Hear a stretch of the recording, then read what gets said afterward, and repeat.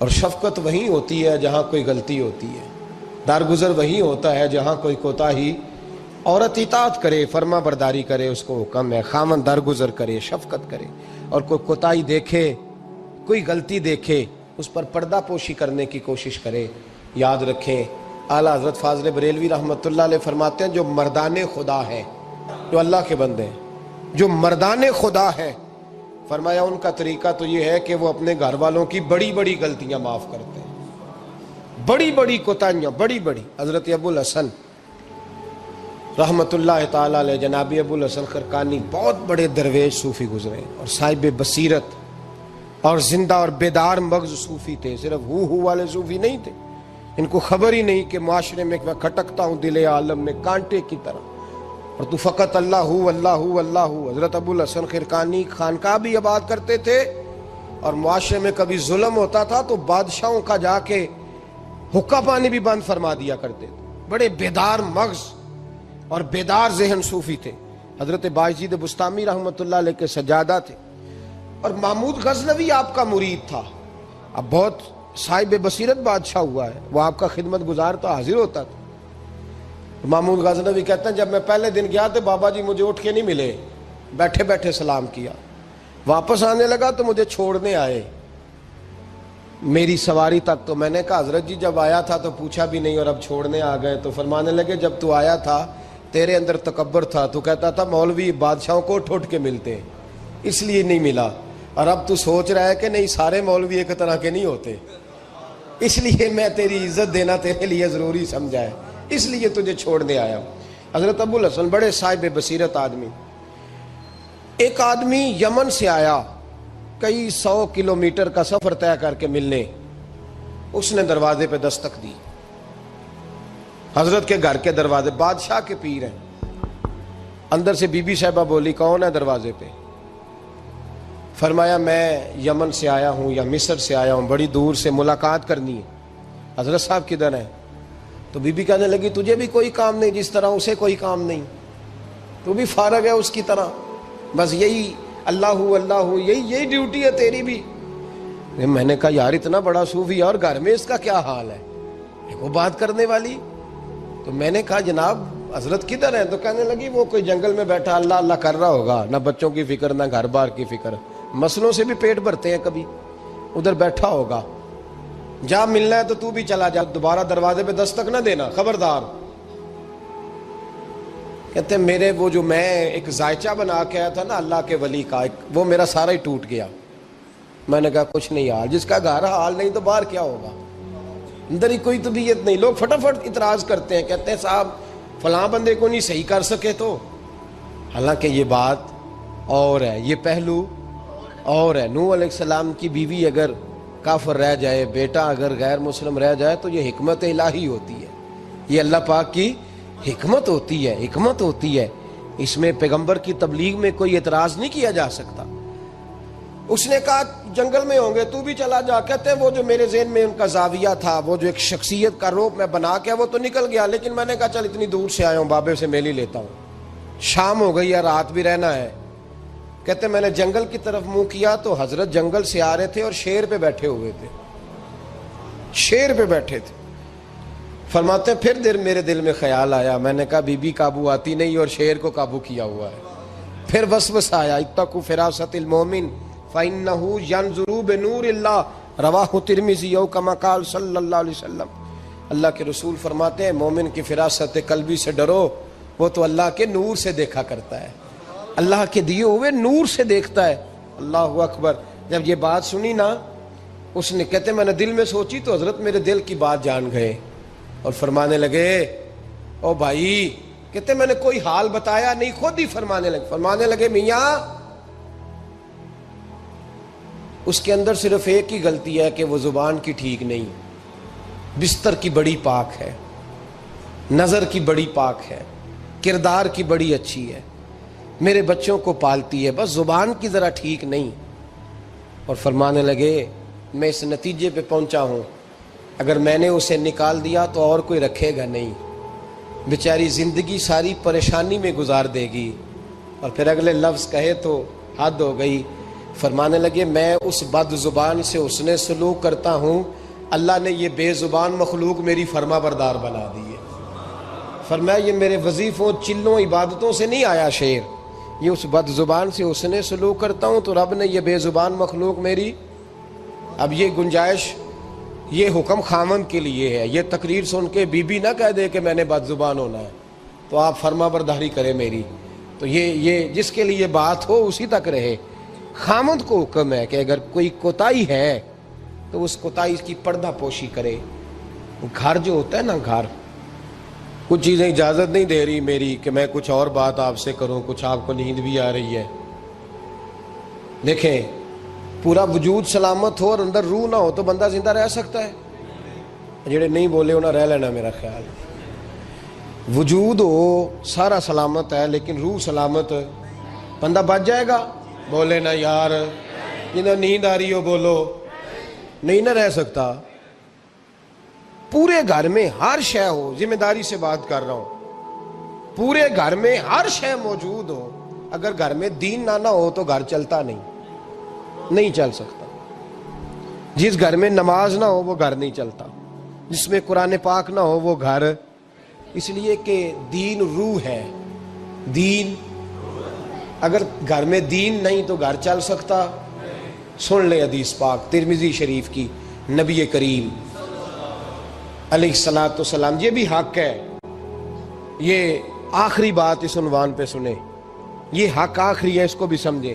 ترمذی شریف میں نبی پاک علیہ السلام نے فرمایا، دعا دی حضور نے، نبی پاک فرماتے ہیں اللہ اس بی بی کو جزائے خیر دے، اللہ اس پہ رحم فرمائے جو سویرے اپنے خامند کو نماز کے لیے جگاتی ہے اور اگر نہ اٹھے تو پانی ڈال کے جگاتی ہے، اور فرمایا اللہ اس خامند پر رحم کرے جو سویرے اپنی بیوی کو نماز کے لیے جگاتا ہے اور اگر نہ اٹھے تو پانی ڈال کے جگاتا ہے، رحم کرے۔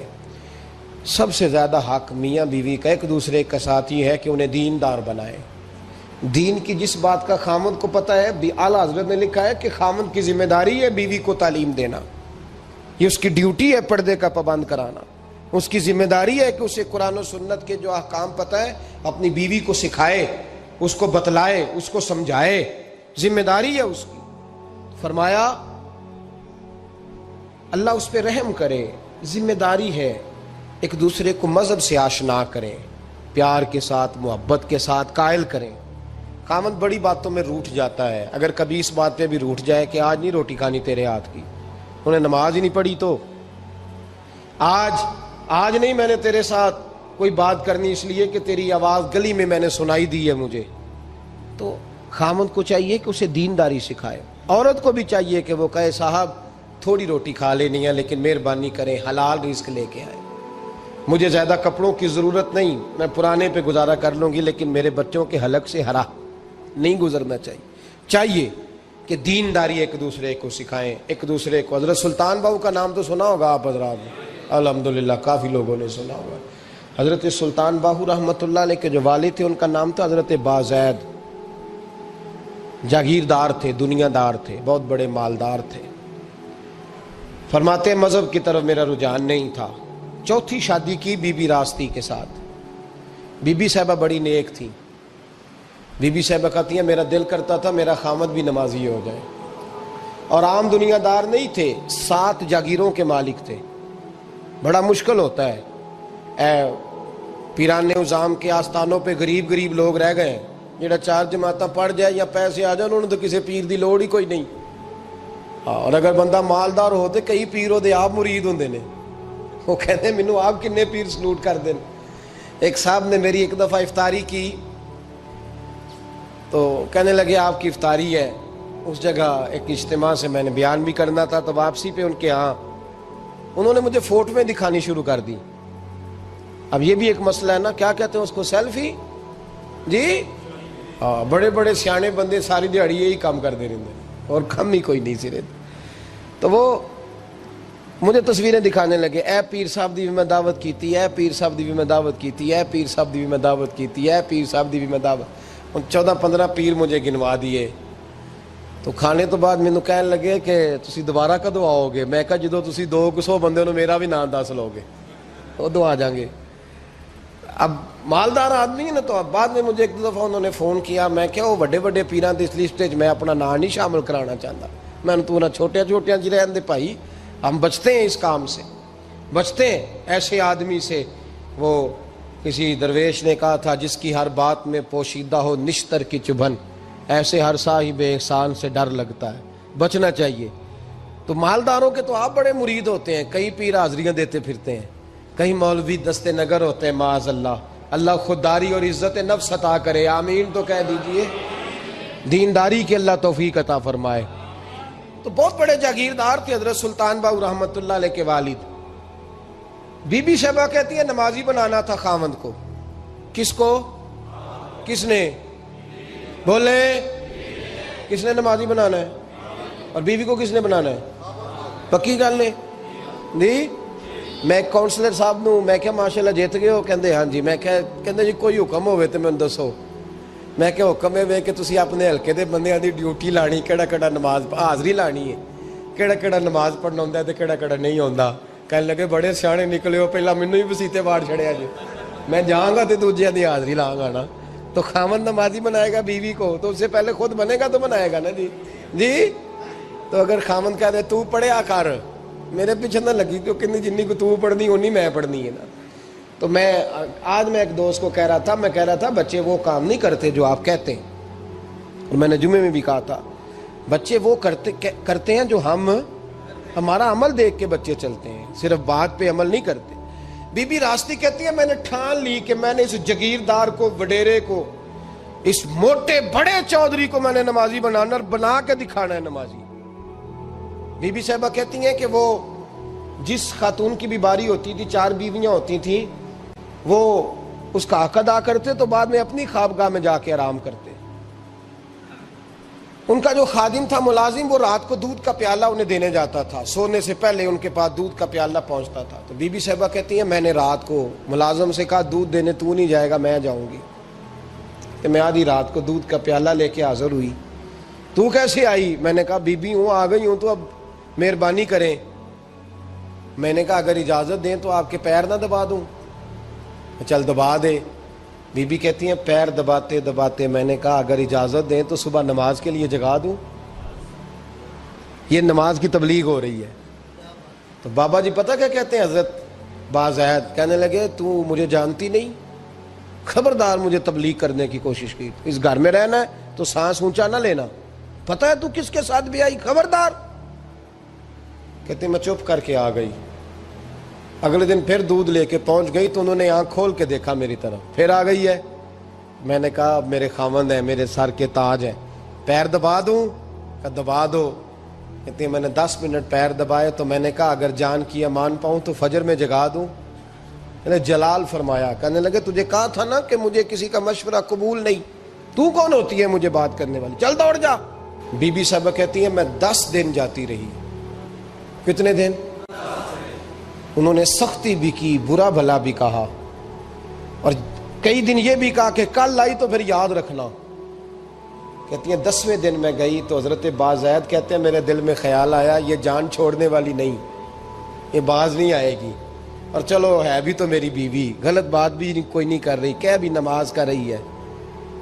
کہنے لگے اگر میں سویرے اٹھ جاؤں تو پھر دوبارہ تو نہیں آئے گی، تو دوبارہ تو نہیں آئے گی۔ یہ دیکھیں میاں بیوی کا آپس میں رشتہ، سویرے اگر میں اٹھ جاؤں نماز کے لیے تیرے کہنے پہ تو میری جان چھوڑ دے گی تو؟ بی بی صاحبہ کہنے لگی میں دوبارہ نہیں آؤں گی، آپ مہربانی کریں سویرے اٹھ جائیں۔ کہنے لگے چل تو میری بیوی ہے، ایک بار مان لیتا ہوں تیری بات، سویرے جگا دینا۔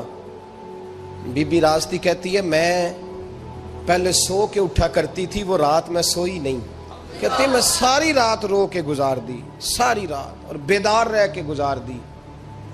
سویرے فجر کے وقت پانی گرم کیا، بغل میں مصلی لیا، خامد کو بیدار کیا، وضو کرایا، اور کہتی ہیں جب وہ اللہ اکبر کہہ کے سنتوں کی نیت باندھی تو میرے اس طرح آنسو گرے جیسے سیلاب آتا ہے اور دریا کا بند ٹوٹتا ہے، اور میں نے رو کے کہا مولا میرے اختیار میں یہیں تک تھا، میں مصلی پہ کھڑا کر سکتی ہوں، میں دل تو نہیں نہ بدل سکتی، وہ تیرے قبضے میں ہے، مقلب القلوب ہے، فضل کر اس کا دل بدل دے۔ فرماتی ہیں میں روتی رہی، 2 رکعتیں پڑھ کے میری طرف دیکھا تو فرضوں کی نیت باندھ لی، اور 2 فرض پڑھ کے پھر میری طرف دیکھا، کہنے لگے خبردار سویرے جگانے آئی تو۔ میں نے کہا جی نہیں جگاتی۔ میری طرف دیکھ کے کہنے لگے تو نہیں جگائے گی آج کے بعد میں تجھے نماز کے لیے جگایا کروں گا، میں تجھے جگاؤں گا۔ آپ فرمانے لگی وہ نمازی بن گئے، میں پہلے ہی نمازی تھی۔ جب ان 2 نمازیوں کا ملاپ ہوا تو اللہ نے سلطان باہو جیسا بیٹا عطا فرمایا، سلطان باہو جیسا بیٹا عطا فرمایا۔ میرے بھائی، میاں بیوی ایک دوسرے کو دیندار بنائیں گے، ایک دوسرے کو نمازی بنائیں گے، وہ ایک دوسرے پہ، اور کس طرح کا بڑا مشکل ہوتا ہے بیوی اپنے خاوند کی تعریف کرے، مشکل ہوتی ہے۔ اعلیٰ حضرت فاضل بریلوی رحمت اللہ تعالی علیہ کی زوجہ، ان کا طریقہ یہ تھا کہ وہ اتنی شناسہ ہو گئی تھی، اعلیٰ حضرت لکھتے تھے تو وہ واقف ہو گئی تھی، وہ کتاب کا اعلیٰ حضرت فرماتے تو وہی کتاب اٹھا کے زوجہ لاتی۔ اس زمانے میں قلم بنتے تھے اپنے ہاتھوں سے، لوگ چھری لے کے اس کے ساتھ قلم بنایا کرتے تھے، تو قلم بنا کے سیاہی رکھتی، کاغذ کئی دفعہ ڈانٹ دیتے، اعلیٰ حضرت کئی دفعہ ڈانٹ دیتے، لیکن اماں جی سنتی۔ وقت وصال آیا تو ایک دن فرمانے لگے حامد رضا کی ماں، تو نے ساری زندگی مانگا کچھ نہیں، تو نے میری بڑی نوکری کی، میرے دین کے کاموں میں سب سے بڑی مددگار تو تھی، چل کچھ چیز مانگ لے۔ جب دین کے رشتے ہوتے ہیں تو پھر معاملے بھی دینداری کے طے ہوتے ہیں، کچھ مانگ لے۔ بڑا کچھ مانگ لیتی ہیں نا بیویاں، بڑا کچھ۔ اعلیٰ حضرت کی زوجہ کیا کہتی ہیں میں نے آپ کو صبح و شام دیکھا ہے، میں نے آپ کے دکھ سکھ دیکھے، خوشی غمی میں آپ کا رویہ دیکھا ہے، میں نے آپ کو ہمیشہ دیندار اور پرہیزگار پایا ہے، اگر مجھے کچھ دینا ہے تو ہاتھ اٹھا کے میری بخشش کی دعا کر دیں، اور اگر صبح قیامت مجھے ضرورت پڑی تو میری سفارش کر دیں گے۔ اعلیٰ حضرت رو پڑے، یہ دینداری کے رشتے ہیں، رو پڑے۔ فرمانے لگے تیرے ساتھ وعدہ ہے، مصطفیٰ کریم صلی اللہ علیہ وسلم کے صدقے احمد رضا جب جنت میں جائیں گے تو تجھے ساتھ لے کے جنت میں جائیں گے، ساتھ لے کے جائیں گے۔ تو بھائی دینداری بنائیں، ہن لباس لکم وانتم لباس لہن، وہ تمہارا لباس ہے اور ان کا لباس ہو۔ رمضان شریف آ رہا ہے، ارادہ کر لیں کہ تراویحیں ساری جماعت کے ساتھ پڑھنی ہے، پڑھیں گے انشاءاللہ تعالی۔ نوجوانوں سے میری گزارش ہے، جوان بچوں سے، ضروری کوئی مذہبی چیز آپ نے دیکھنی ہو، سننی سنانی ہو تو ٹھیک ہے، ورنہ رمضان میں موبائل استعمال نہ کریں، مہربانی فرمائیں، ارادہ کریں۔ اگر کبھی مجبوری بن جائے نا تو ہسپتالوں میں بھی 2-2 گھنٹے بندے کو ایک ٹانگ پہ کھڑے ہونے پڑ جاتا ہے، پاسپورٹ کے دفتر لوگ کھڑے رہتے ہیں، شناختی کارڈ کے دفتر کھڑے رہتے ہیں۔ ارادہ کرو قرآن پاک سننے کا، اور مسجد میں حاضر ہو کے با جماعت 20 تراویحیں پوری پڑھو، اور عشاء سے پہلے آؤ، سنتیں ادا کر کے مسجد میں نماز پڑھو۔ روزہ کوئی شیطانی وسوسہ قریب نہ آنے دو، روزے رکھنے ہیں اور انشاءاللہ رکھنے ہیں، پورے رکھنے۔ مزدور آدمی جو مزدور ہے وہ کہتا ہے میں مزدور ہوں، میں کیسے رکھوں؟ اور خدا کے بندے، رب تعالیٰ نے تیرے اوپر فرض کیے ہیں، وہ کہتا ہے میں وہ چیز فرض کرتا ہی نہیں جو تو اٹھا نہ سکے، اس کو پتا تھا ہم رکھ لیں گے تبھی فرض کیے نا۔ اور مزدور کو تو اللہ اجر بھی زیادہ عطا کرتا ہے، کسی وسوسے پہ نہ لگے۔ اور قرآن، یہ 2 باتیں ہو گئی، روزہ اور تراویح۔ اور تیسرا، دن کے 2 حصے کریں، جو وقت بچ جائے اس کے 2 حصے کریں، آدھے حصے میں قرآن پاک پڑھنا ہے اور آدھے حصے میں درود و سلام پڑھنا ہے، یہ وظیفے پکے کر لیں۔ اور جو لوگ غریبوں کی مدد کرتے ہیں، مسکینوں کی، یتیموں کی، ان سے میری گزارش ہے کہ وہ مہربانی کریں تو 1 رمضان کو لوگوں کے ساتھ تعاون کریں۔ کس تاریخ کو جی؟ بولے قاری صاحب نے سوٹ کدن دیں دے ہو جی، تاکہ کوئی درزی سی کے نہ دے وے، ایک ادھر پاہ نہ لے وے سوٹ، مولوی بھی نواں، یہ ساڈا مولوی یہ تے پرانے دی چنگا لگتا ہے، اور پہلے دے میاں یہ کام بھی پہلے کریں تاکہ وہ سلا لیں اور سلا کے پہن لیں۔ میری باتوں کی سمجھ آ رہی ہے آپ حضرات کو؟ غریب کے ساتھ، مسکین کے ساتھ، جس کے ساتھ بھی کو تعاون کرنا ہے وہ پہلے کریں، پہلے اپنے بچوں کے کپڑے بعد میں، اور غریبوں کے بچوں کو پہلے، تاکہ وہ شریک ہو، رمضان میں شریک ہو، کسی کو سودا پہلے دیں، جو پہلے کرنے کے کام ہیں ان کو پہلے کریں، مہربانی فرمائیں۔ رمضان کی نیت کریں، ارادہ کریں، اپنے اندر ذوق پیدا کریں۔ میں نے اپنے دوستوں کو کل سبق دیا ہے کہ کام مجبوری سے بھی ہو جاتا ہے اور شوق سے بھی، لیکن مجبوری سے کرنے سے مزہ نہیں آتا. شوق سے کریں تو مزہ ہی آ جاتا ہے. مزہ نہیں، مزہ ہی آ جاتا ہے. تو کام کریں گے، لطف آئے گا آپ کو روزے رکھنے کا، عبادت کرنے کا، لیکن لطف کے ساتھ کریں. مصطفیٰ مصطفیٰ مصطفیٰ